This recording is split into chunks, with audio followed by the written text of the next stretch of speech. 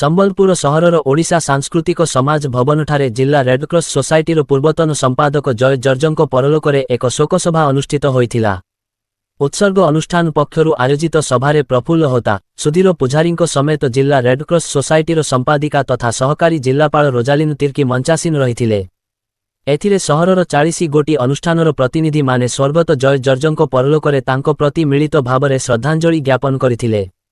ଏଥିସହ ପରୋପକାରୀ ତଥା ବହୁମୁଖୀ ପ୍ରତିଭାର ଅଧିକାରୀ ଥିବା ସ୍ୱର୍ଗତ ଜୟ ଜର୍ଜଙ୍କ ଜୀବନୀ ଉପରେ ଶୋକସଭାରେ ଉପସ୍ଥିତ ଥିବା ସବୁ ବ୍ୟକ୍ତି ବିଶେଷ ସ୍ମତିଚାରଣ କରିଥିଲେ। जोहार आज जय जय सार गोटे शोकसभा आम पालन करूँ उत्सर्ग तरफ एवं उत्सर्ग तरफ सांगे प्राय 40टा अनुष्ठान सामिल होते।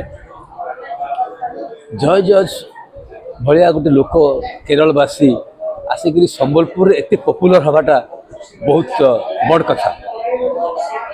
सी संबलपुर लोक मान केरल लोक होकर संबलपुर लोक मान निजे पूरा समस्त आपणी नहीं सब अनुष्ठान को से आपणी रखी सब केते लोक पाखु साहाय्य सहयोग पाइछन मैंने अगणित लोक साहाय्य सहयोग पाइछन। आउ मु अमर आत्मा सद्गति हो मु कामना करुछि। सारंकर वियोग तो आम समस्त बहुत माने दुखर घटना माने कहवाई गले रेडक्रॉस कहवाई गले जय जय सर कहवाई गले आप रेडक्रॉस को ही बुझीपारे। आज ये शोक सभा आप समस्ते शुणुवे अवदान को रेडक्रॉस प्रति माने कहवाई गले से रेडक्रॉस ही बंचुले बोधे शेष समय पर्यंत भी से रेडक्रॉस को ही देइछंती से आउ विशेष किसी तो कहवाई चाहूनी समस्ते सारंकर अवदान को जानी संबलपुर बासी भी समस्ते सार अवदान को मन रखिए।